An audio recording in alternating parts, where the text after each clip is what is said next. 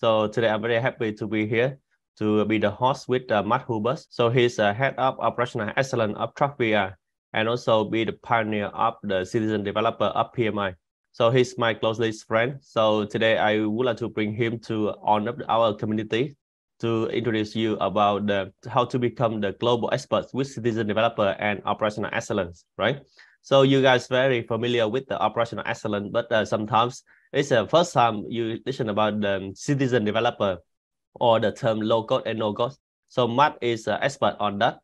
And Matt, here is the community of the channel partner. So we are the education and consulting company for more than 30 years. There's the CEC, it means the Certified Excellent Consulting. They are the Lean Six Sigma Green Belt, and they are also the ICO program. Not only that, but also we have some of the invest people, or we have some invited guests who come in. So some of them come from the PMI community in Vietnam. They also do in the project management. Okay, so now it's the turn for Matt. So it's your time, so you can do the presentation. It's your turn, Matt. Thank you. All right, thank you, John. I'm certainly honored to have been invited to speak to this audience. My name is Matt Hubbard. I'm going to be presenting today specifically on process improvement and citizen development. I've been in process improvement for years, and I have found that citizen development has made me more effective. And so what I hope to do today is to tell you a little bit about process improvement, why I'm passionate about it, but also teach you about citizen development and how it can make you more effective.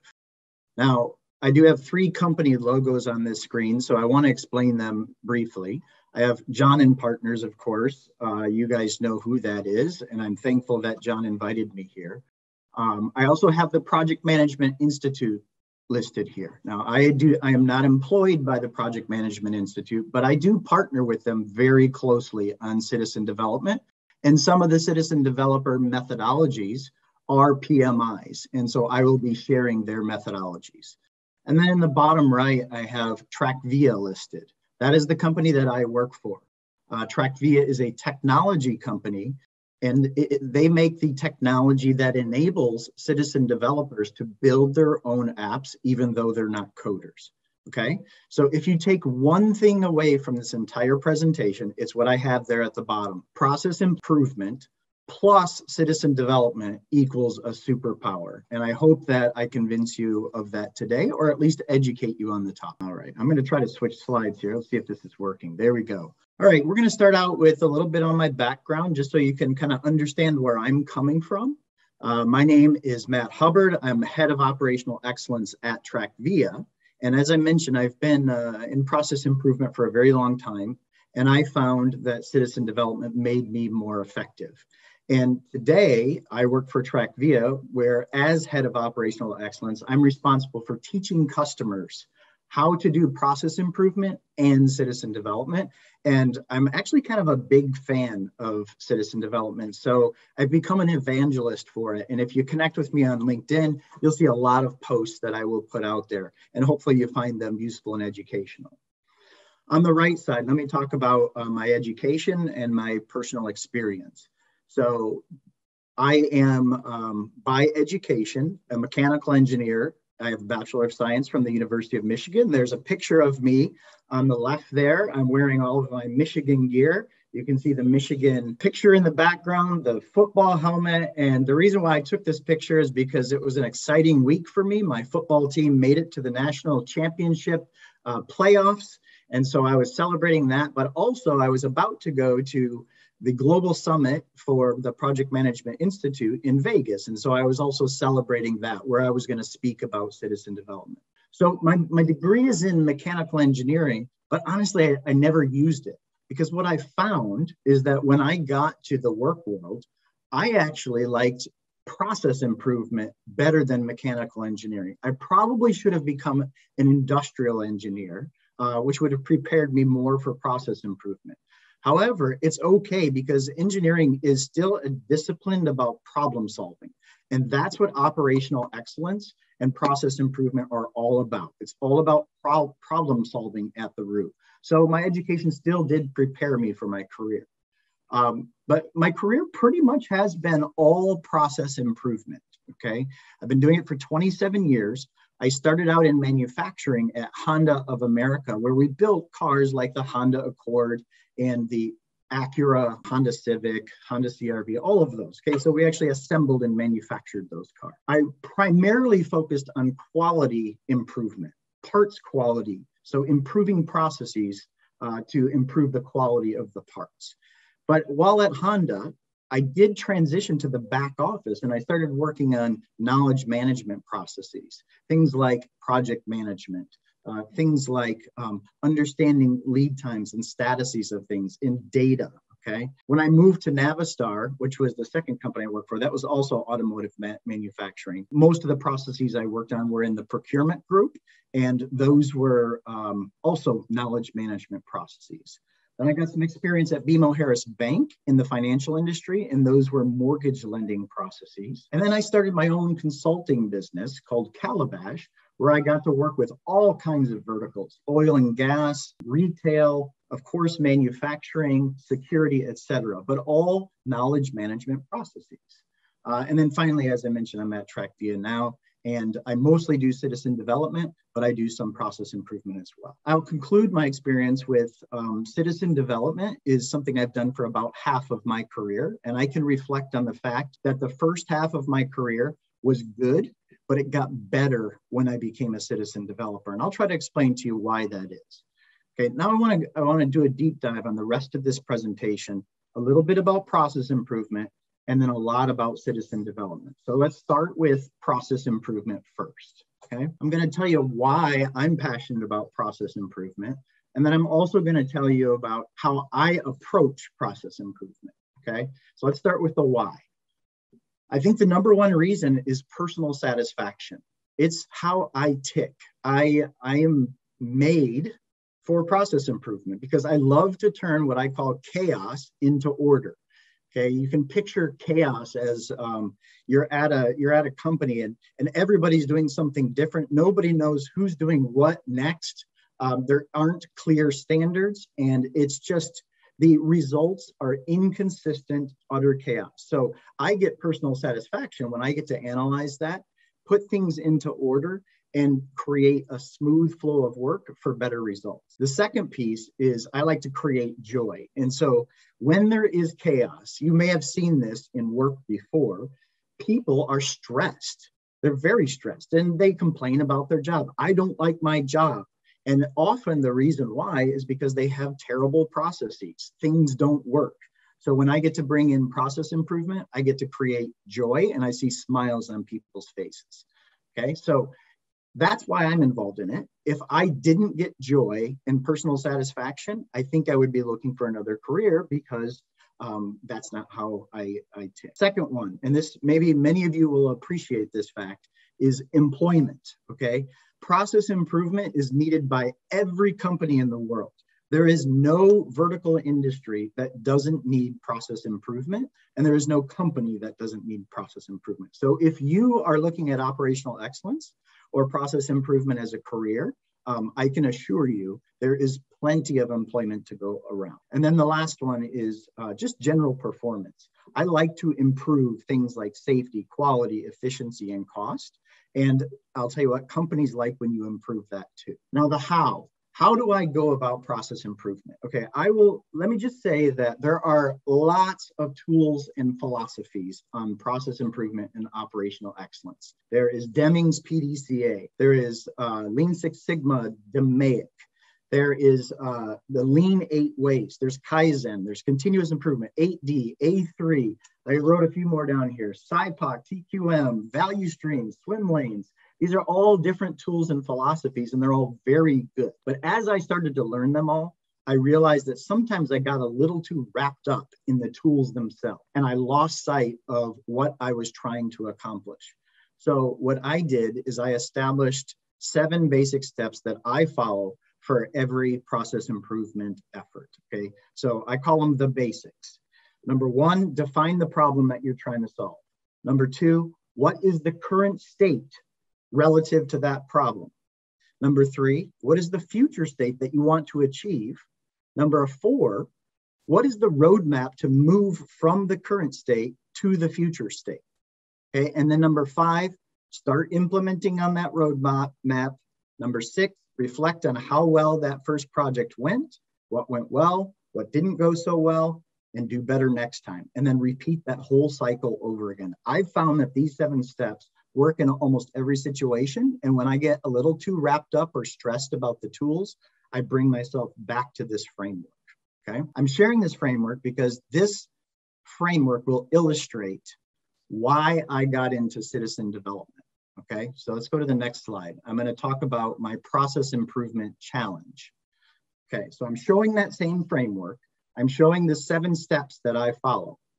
But what I'm also showing is that at step 5, I started to find that I got stuck, meaning I couldn't go any further because I was limited to other people's availability. Let me describe to you what I mean. So when I started at Honda of America Manufacturing, most of the processes that I worked on were manufacturing related. Okay. And I found that I did not get stuck in step 5 with implement for manufacturing problem. I would identify a problem like let's say there was a quality problem. We were installing a left side part where it should have been a right side part. Okay. I would study the current state, very easy. I would measure the number of defects we had. I'd create a future state. This is what we want to achieve.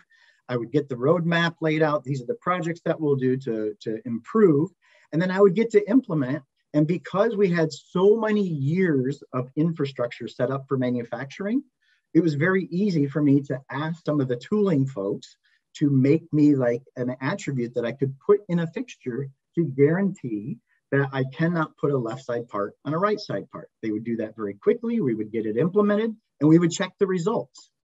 Okay, that was with manufacturing where we had many years of infrastructure, know-how, and talent.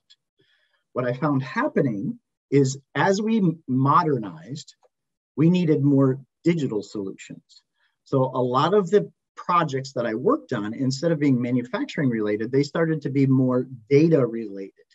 And when we got to the implement phase for data, I found that we just did not have good options. We didn't have people that we could go to and quickly get an app built for us.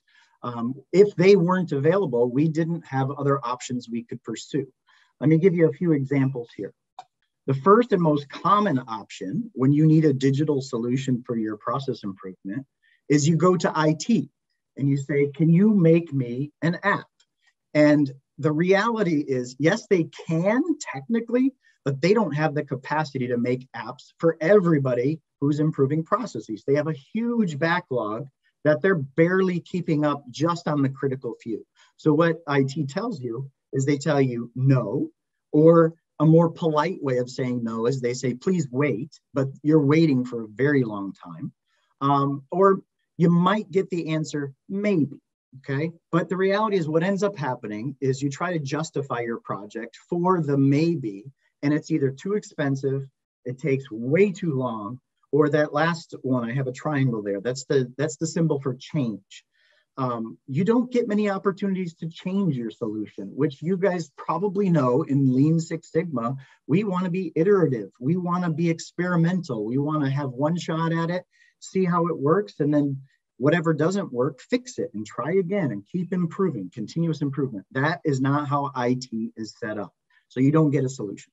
So then you go to your next option, which is buy. Should I buy the solution? But oftentimes, the solution doesn't exist. You can't just go to Best Buy or a store and buy the software that you need for your process improvement. Oftentimes, if it does exist, it doesn't exactly fit your process.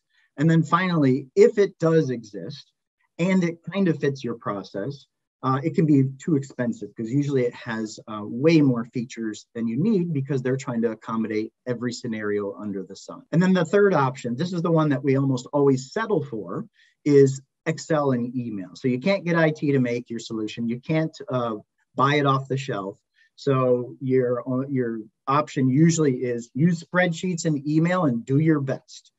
And yes, you can do it, but I will tell you right now is it does not work that well. It's better than paper, okay? But it's hard to be accurate when you're emailing spreadsheets around, copying data, retyping data. It's even harder to control your process. How do you ensure that steps 1, 2, 3, 4, and 5 happen in that order every time if you don't have a system to control it? And then finally is security.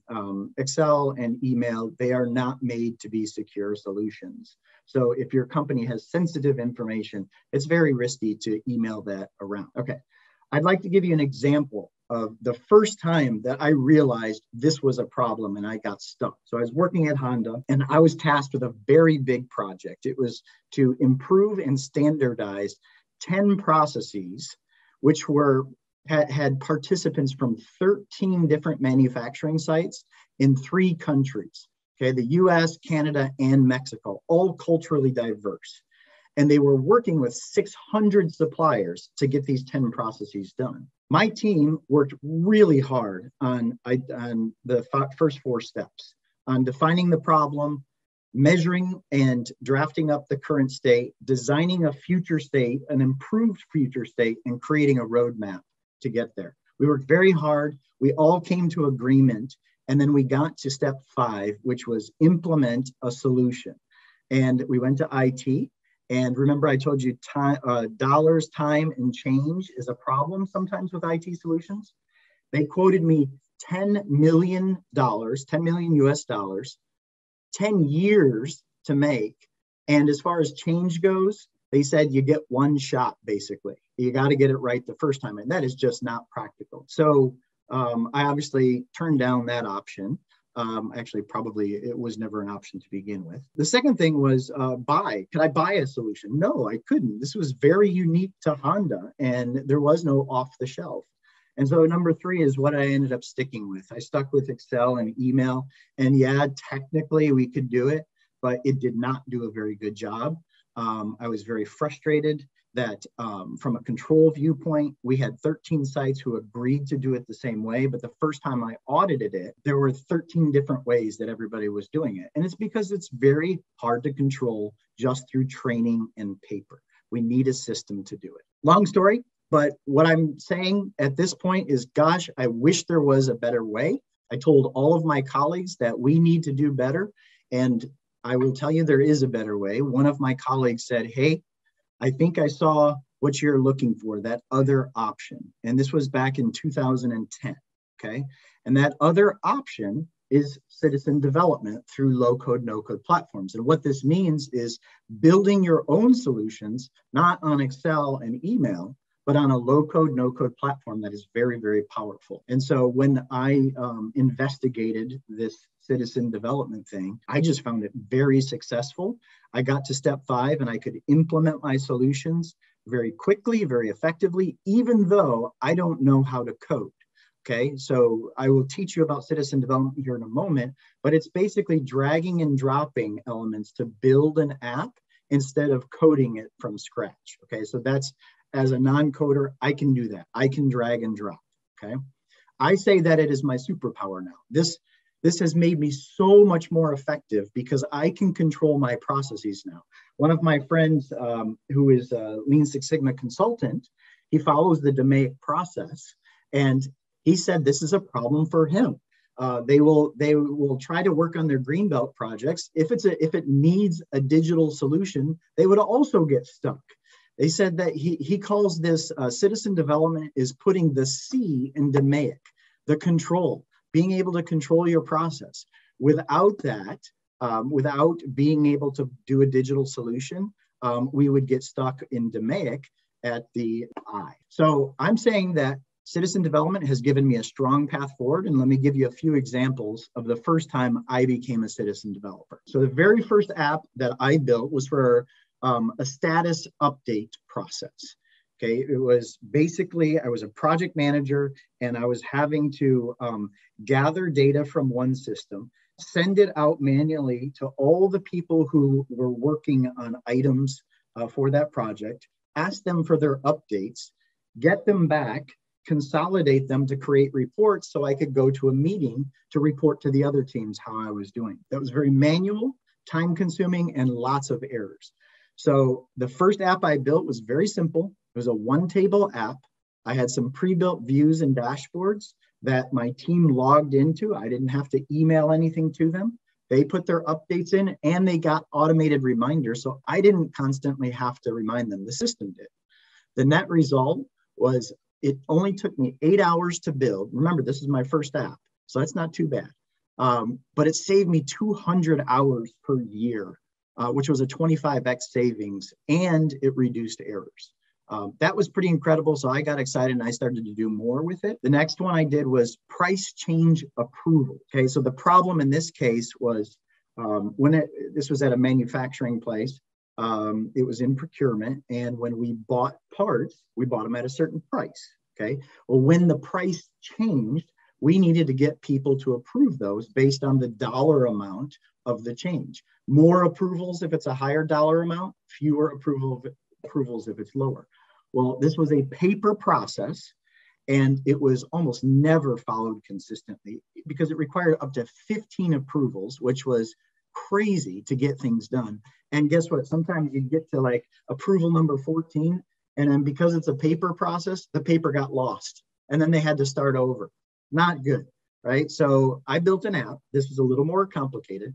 3 tables, and the rules engine. I built the rules in there that said, if the dollar value is this amount, then it requires these approvals, and it automatically sent it out to people to do electronically. Net result, no lost paper, perfect process adherence every time. And we were actually able to reduce the number of approvals from 15 down to 5 because of going from paper to digital. Couldn't do that with Excel and email. Third thing I'll say with citizen development is as I started to do this more and more, other people around me started to take notice, and they asked, can you teach me how to do that? Because I would like to do the same. So instead of them coming to me like I was IT and asking for me to build the solution for them, I just started to teach them. And then we formed teams that met every week, and we shared best practices for how to build better apps and incorporate them into our process improvements. The result was at this company, I ended up with about 6 citizen developers, and together we built about 30 apps, and we had 700 users in the company using our apps. And remember, we're not coders. We are process improvement people who happen to be able to build apps because of low code, no code. Last thing I'll say on my examples is I did start a consulting business on process improvement and citizen development because I found that this skill does not just apply to manufacturing, but it applies to every industry. And so in my consulting business, I got to do process improvement projects and build apps in the industries of finance, oil and gas, real estate, security, project management, healthcare, and lots more. All right, let's go on to the next one.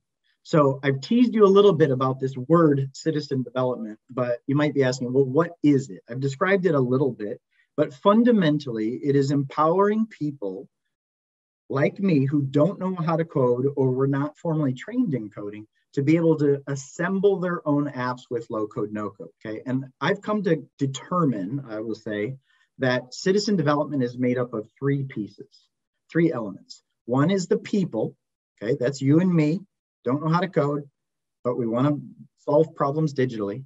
2 is the technology, that's low code, no code platforms that allow people like us to build apps. And 3 is the process. The process are the standards and best practices for doing this in a safe and effective way. Let me dive into each one of those briefly. So citizen developers, you can see in the upper left there, I've got the people circled. That's the first element. Who are citizen developers? Well, it really could be anybody, but I find that the best people tend to be like operational excellence consultants, Lean Six Sigma practitioners, business analysts, or anybody today who is what you would call like a spreadsheet wizard. If they are creating macros and formulas and spreadsheets, they're probably going to take to low code, no code and be a citizen developer on that type of technology pretty easily. The thing everybody has in common is that they are problem solvers. They're digital problem solvers. I'm not going to go into this into too much. There are key factors for success for citizen developers, and I've labeled them as 3 items: will, skill, and support. So will is just that. It's I am not satisfied with the way things are, and I have the will to improve it. And when things get hard, I have enough will to push through. If that isn't you, if you're okay with the status quo, if you don't like to improve things and face adversity and change, this probably isn't for you. I would say process improvement and operational excellence isn't for you. And that's okay. There are a lot of people who are very good at executing the current state. Skill is the second piece. You'll need to get a little bit of skill for how to develop apps, but it's not hard. If you have the will, you will get the skill. Okay, you'll train up and you'll practice. The last piece I would say is support. And this is more for management. So if you are an employee of a company and you've got the will and skill to be a citizen developer, but you don't have the support of your management, it is going to be very difficult. And so if there are any managers on this call, I would just encourage you to consider what it would take to empower your people with low code, no code, and citizen development strategies, as well as process improvement skills. Okay, the second piece. So I just mentioned the people is the first piece of citizen development. The second piece is the technology. So this is one of the technology. What is it? So low code, no code. Honestly, it's almost one of those things that you have to try before you really understand. But in my best way to explain it, it's like the Lego of software. Okay, so when you're building with Lego blocks, you just take a block that exists and another block that exists and you assemble them, you put them together. You're not building from scratch with raw materials, but you can make almost anything out of these Lego blocks. Well, it's the same thing for low code, no code. You're grabbing blocks of code that you didn't have to write, but they perform a function like a field type or like a chart. And you're dragging them onto a canvas to create apps. And down below there, I show you some examples of some apps that have been created with drag and drop. You're assembling these, you are not coding these. But once you build it one time on low code, no code, it's usually available immediately on multiple platforms like your desktop, like a tablet, your phone, even your Apple Watch. It's pretty crazy how far technology has come to enable this. And I've got the TrackVia logo up here because I want to say that TrackVia is one such platform. TrackVia is a low code, no code platform where you can drag and drop and build apps. Okay, let's switch to the third piece. No, I'm sorry. I'm gonna give you one more slide on the technology. Let me just say this. This term, low code, no code, might be a little confusing. We squash the terms together like it's one thing, but it's actually not. Low code and no code are two different things, and it depends on the audience as to who you're focused. So low code tends to be for pro developers. And believe me, pro developers, they don't like to code everything from scratch. They want to reuse pieces and drag and drop when they can, but then they also want to be able to do lots of code for the things that aren't repeatable. So those are low code platforms. They're a little more complicated, a little harder to use. Citizen developers, they can pick them up, but it's harder, okay? No code platforms are more focused on the drag and drop, less on the coding. They feel more like spreadsheets because that's what citizen developers are familiar with. So there's a difference between the two, okay? I will say there are over 400 platforms today, and they all have different specializations. But if you want to learn a little bit about some platforms, there's an analyst firm called Forrester. They rate several platforms as among the best for low code and among the best for no code. And these are some of the lists of those platforms. And you can see TrackVia is listed on there as a no code platform for citizen developers. Now we're going to go to the third piece. The third piece is process. Remember, the first piece was people. Second piece is technology. Third piece is process. You need process because you don't want to build bad apps. Just because you can build an app with technology doesn't mean you're going to do it very well.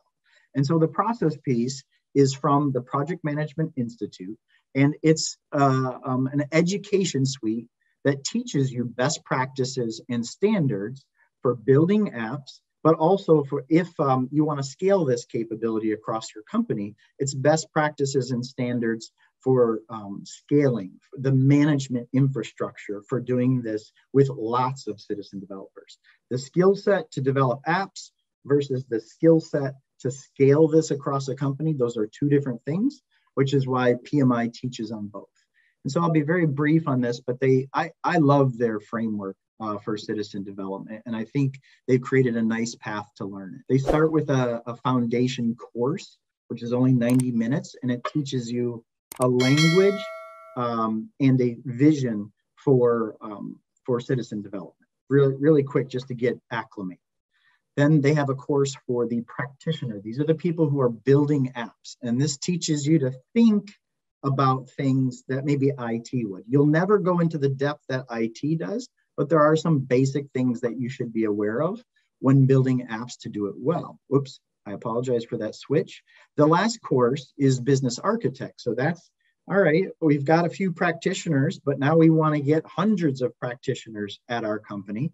The business architect course teaches you how to design an entire citizen development program for your company and grow it to scale. I'm kind of running a little short on time, so I only have 2 more slides. Let me just wrap up here. The key takeaways from what I've talked about so far. Remember, I talked about process improvement plus citizen development. So let's talk about process improvement first. Key takeaways. Number 1, it's fun and rewarding. At least I think it is. I'm kind of a nerd on this space, and I just get very excited about any time I get to improve a process. So fun and rewarding. I hope it is for you too. Second point, it's a global need. I told you every industry and every company needs process improvement. So lots of opportunity for those who are entering the market for the first time. Number 3, don't lose sight of the basics. As you're learning about process improvement, you're going to be taught lots of different philosophies and a lot of different tools. The basics are common among all of them. What is your problem that you're trying to solve? What is your current state? What's your future state? What's your roadmap? And then implement it. Number 4, when you work on process improvement today, it will often require a digital solution, okay? And this combines with number 5, you can do better than spreadsheets.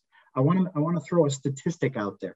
This blew my mind when I heard it. So I'm telling you, the world has gone digital, and it has gone so digital that Microsoft has estimated in the next 5 years, let me make sure I get this right, 500 million apps will be developed, which is more than the last 40 years combined.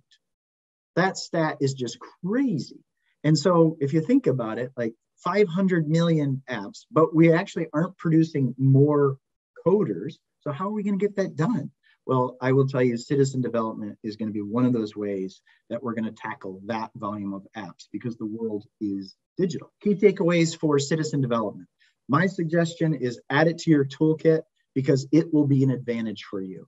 If you can develop your own apps, you will be a stronger person for process improvement and operational excellence.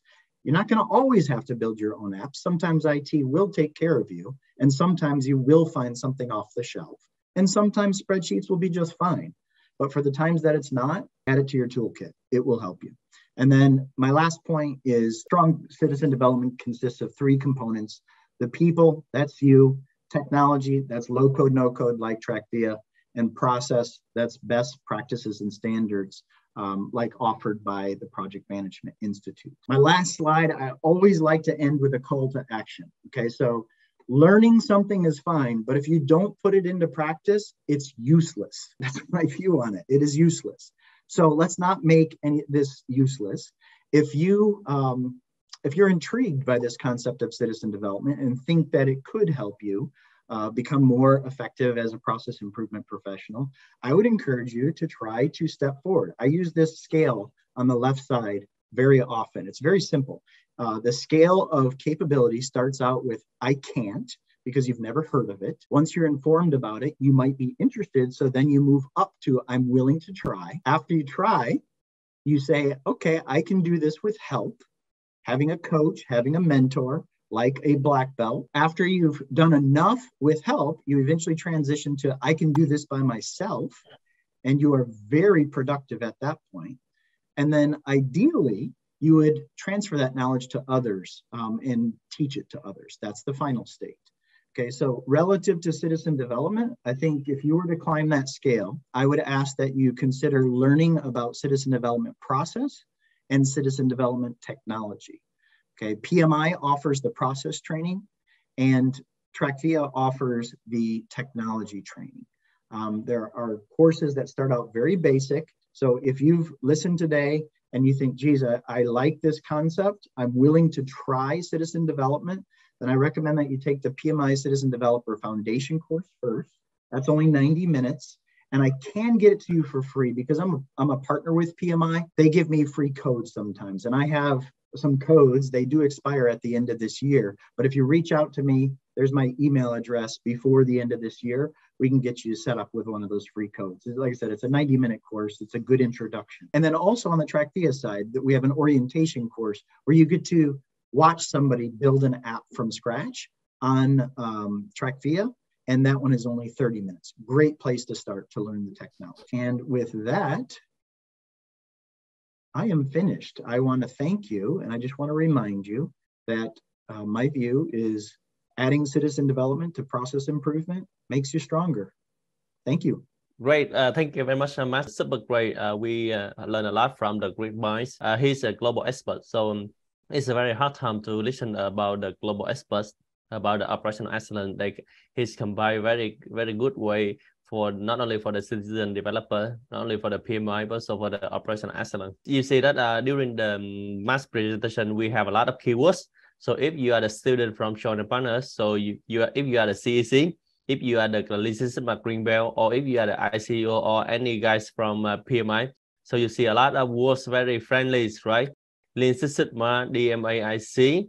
You see a lot of terminology in Lean Six Sigma like ID, 7-step, Kaizen, BDCA. So I say it's so friendly. I'm very happy, Matt. So you not only be the expert in the operational excellence, and you also give us some of the motivation, the ambition on the way we are in the professional way. Because most of the people here, they live in Vietnam. So you and me in the US right now, but not only in Vietnam, but so we would like to bring them to the world, to explore to the world, and they will understand what's the meaning, what's the benefits of you to be the global expert. So what's the benefit when Lean Six Sigma or operational excellence bring you to the global? Yeah, so you understand well about the benefit when you get in any kind of certification like Green Belt, Black Belt, or you and me got the Black Belt or Master Black Belt. And not stop on that, we have another very powerful tools for the low code and no code, right? So TrackVia is a very best way. So my question is, I heard that the Matt you build the first app, right? So I also remember that the days we build the first app, I cannot sleep. I'm very happy to be the first app. So you know that I'm also the technical guy. I learned the mechatronics. I also do some the software development, software building. I make it for a living when I'm the student in the university. Yeah, you know. So when I build the first app, I sell to the customer. I cannot sleep. But you know, it's not only cost you 200 hours. It's cost me maybe 2,000 hours. Whoa. You know. But you know, I use a very basic like Visual Basic, Microsoft C.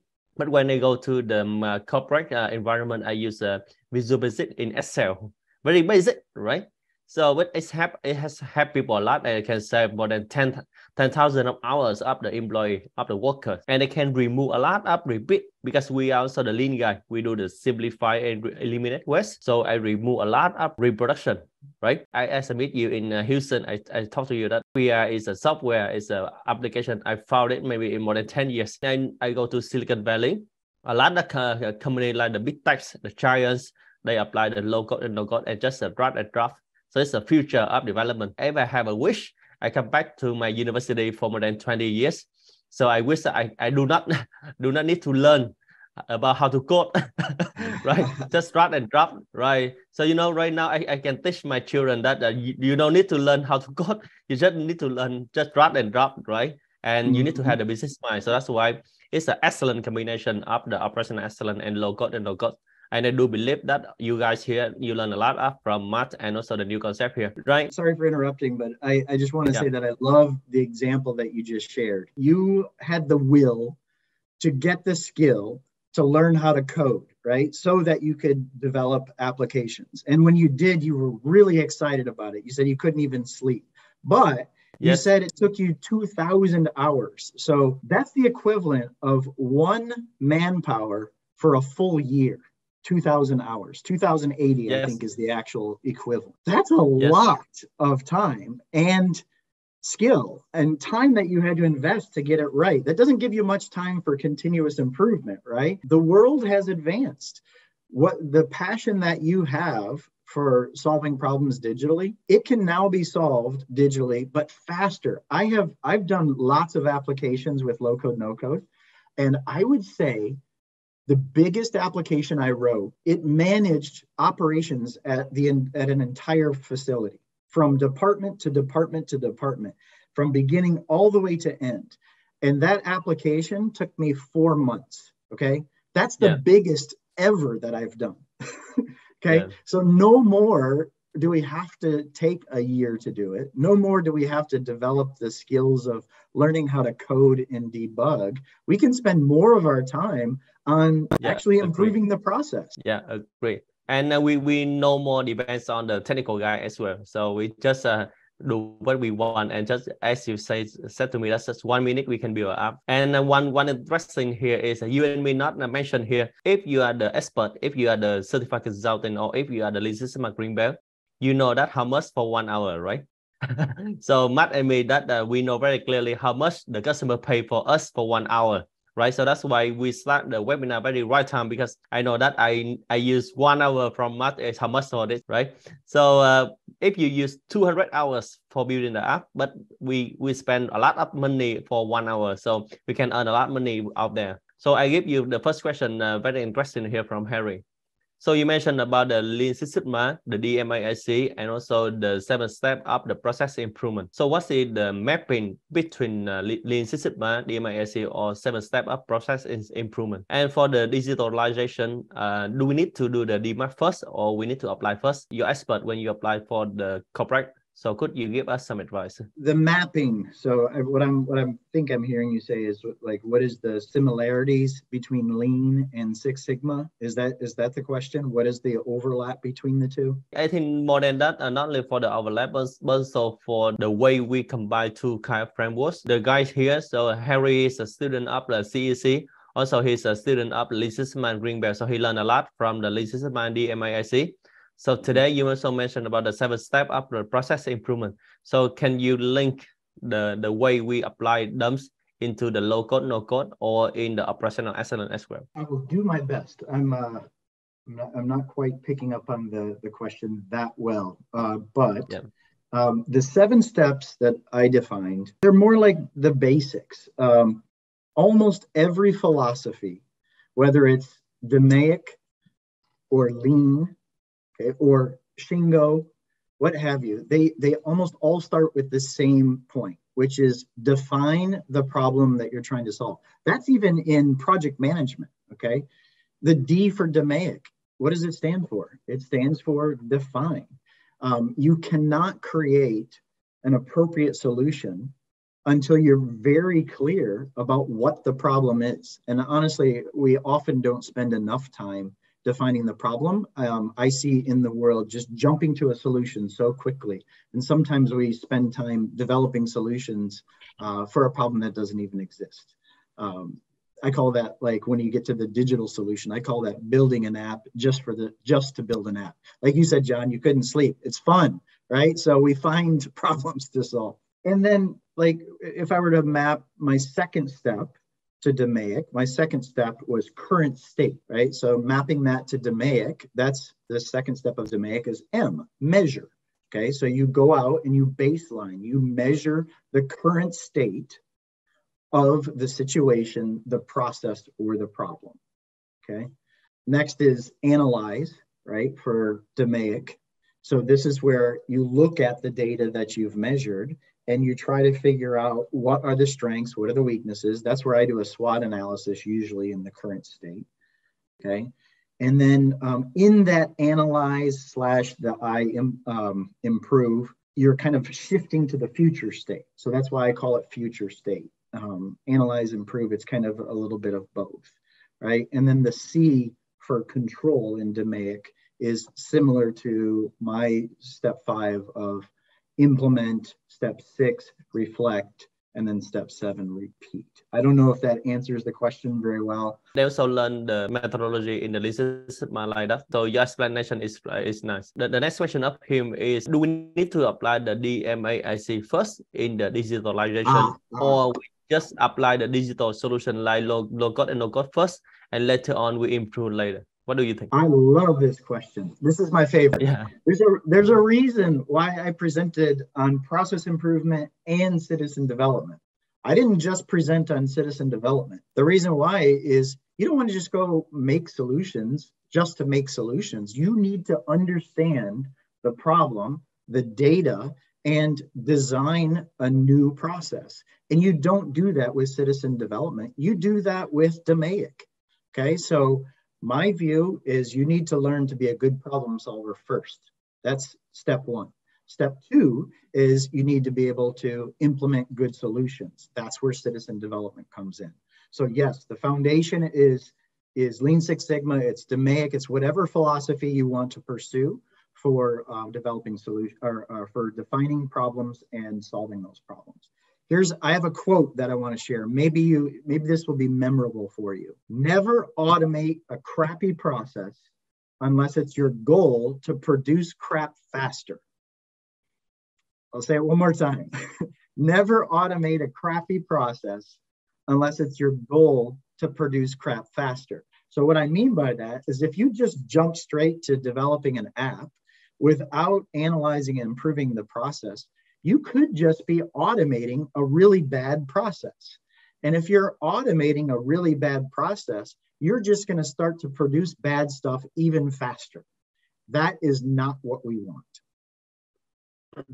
Yeah, so that's right. So what we teach to them that we need to apply the optimization process first, and later on we do the automation. So we keep it faster and faster, and it's better and better. Yeah. I'm a little older than most here, I think. And so I'm going to reference a TV show. I don't know if anybody has seen it, but it is called I Love Lucy. Do you know I Love Lucy, John? No, I didn't hear about it. No. This is back when TV was black and white. Okay, it was a black and white sitcom. And there was a scene where the main character, Lucy, and her friend were working in a factory. Okay, and it was a chocolate factory. And their job was to wrap the chocolates as they were coming off the assembly line. Okay. And so they decided, the company, to automate the way the chocolates are received by putting in a conveyor belt and speeding it up. Okay. But they didn't adjust the process for Lucy and her friend to be able to wrap the chocolates. So what happened is that as they and they threatened the employees, Lucy and her friend, that if you miss one chocolate, you're fired, right? So they sped up the conveyor belt, and at first they were wrapping them just fine, but then they started to get behind. And because they were threatened with being fired, which is never something that you want to do for process improvement, they started stuffing the chocolates in their shirts and in their hats so they didn't fall off the assembly line. They were hiding the problem. But it's a really funny show. If you look it up on YouTube, there's like a 2-minute video clip of it. Just look up I Love Lucy Chocolate Factory, and you'll see this video. But it's a really good representation of what happens when you automate something without addressing the core process. So we have a similar story that we try to our student is the Lean 90 second. So we have the Lean 4 principle. Look like the chocolate factory, but so we use the use case for the cake factory, right? So the student also learned about the principle. How can they turn on, they speed up the conveyor, but without improving the skill, improving the process. So we create a lot of ways. Right. Yeah, fantastic. I would like to participate in that sometime. Maybe I could join your class.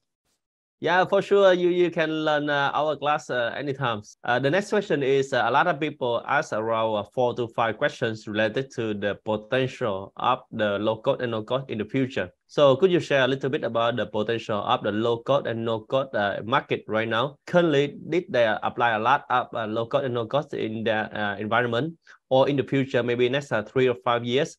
How about the potential of this one? Or they ask How about in the big tech giant like fund? Fund is I think they stand for Facebook, Apple, Amazon, Netflix, and Google. So do they apply the low code and no code? So I also share to them already that in Google or in a lot of big tech company, they apply a lot of low code and no code. But maybe they would like to listen more from you. Okay, yeah. My short answer is this market is blowing up. It is finally blowing up. And what I mean by finally is I've been doing low code, no code, and citizen development for over 10 years. And I would consider myself an early adopter of low code, no code. So when I started, the platforms were good, but they were not as good as they are today. The technology has evolved. It's evolved to the point that it works. It's proven, okay? And so now the early majority, they're adopting it. And companies like the Project Management Institute recognize that this is the way work is going to be done in the future. So they're bringing in their training on it. Okay. When I started, there were maybe 5 low code, no code platforms that I was aware of a little over 10 years ago. I told you today, there are over 400, and every day that number is growing. I keep getting introduced to founders of low code, no code platforms. Almost every week, I'm meeting a new one. And it's because this is the way work is going to be done at mass scale in the future. So think of it as a spreadsheet analogy that I gave you, right? So, or not analogy, but the spreadsheet example.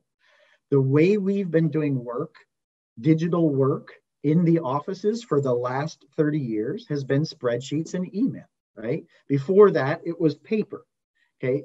We are now, I'm calling it stepping up from spreadsheets and email to low code, no code. You are seeing that happen right now. And there will be a day, maybe in the next 10 years, where we won't call it citizen development anymore. It will just be called work, okay? Now, the size of the market for low code, no code is crazy. I said it's exploding. It's a hockey stick right now. I think just a few years ago, the market was $16 billion. I think it was predicted for next year to be 26 billion. And then like in 5 years, 5 or 7 years, it's projected to be like 140 billion. So it's just skyrocketing, okay? The number of apps, I told you, Microsoft estimated 500 million apps in 5 years, which is more than the last 40 years combined, okay? Citizen development is going to have to be in play to help feed that digital demand.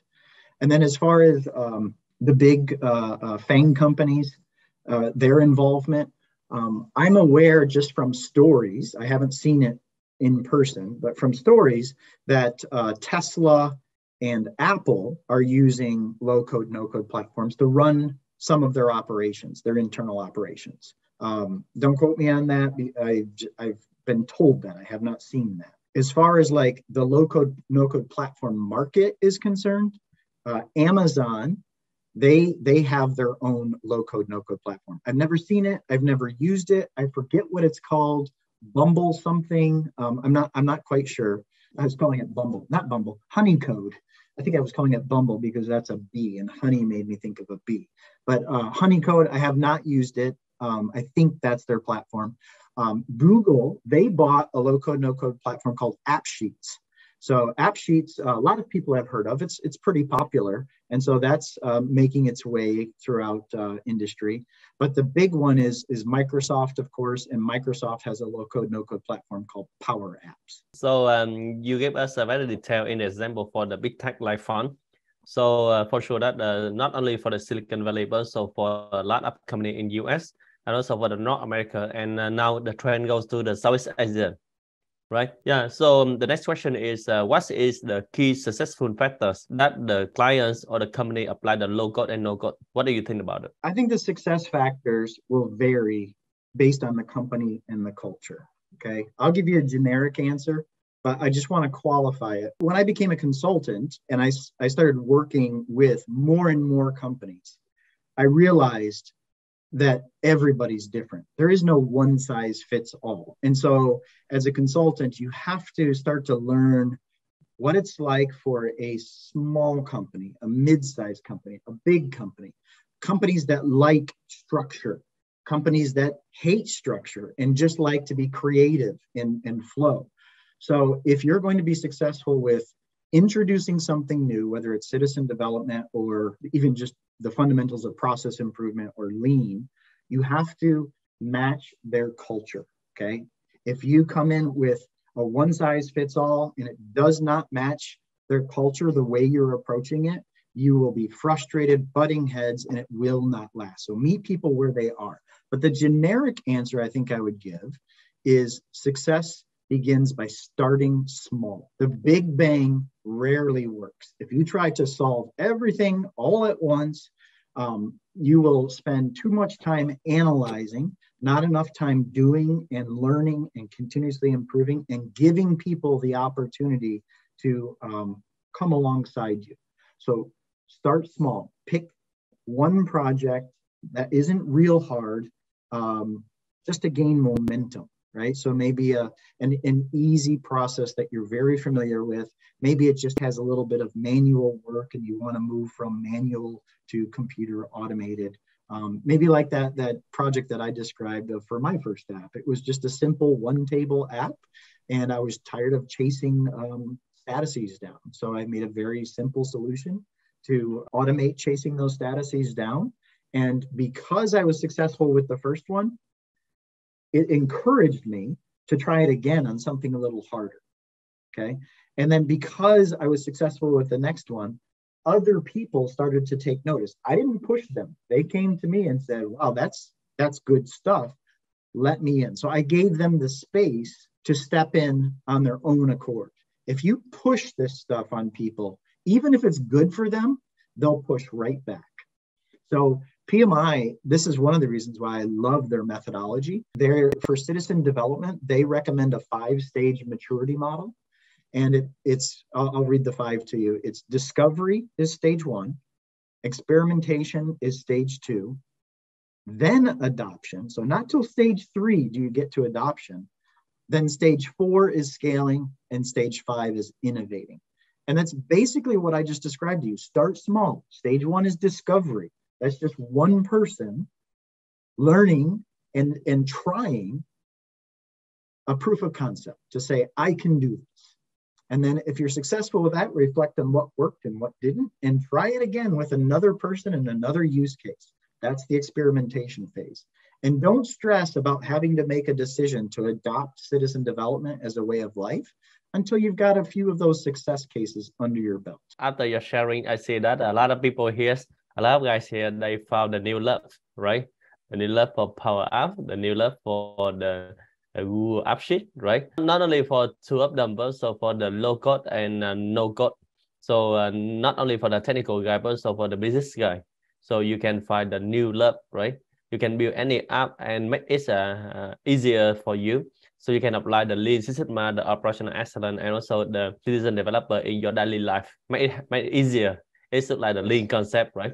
We make Lean for a living, so that's why we apply everyone. So the last question, I think that it's not easy for you. What is the new trend and the new apply for the low code and no code, or the citizen developer, or the operational excellence in some other country like Vietnam or in the Southeast Asia? So you think that they will explode a lot in Vietnam, or maybe in next 3 or 5 years, no one use low code and no code? So what do you think about it?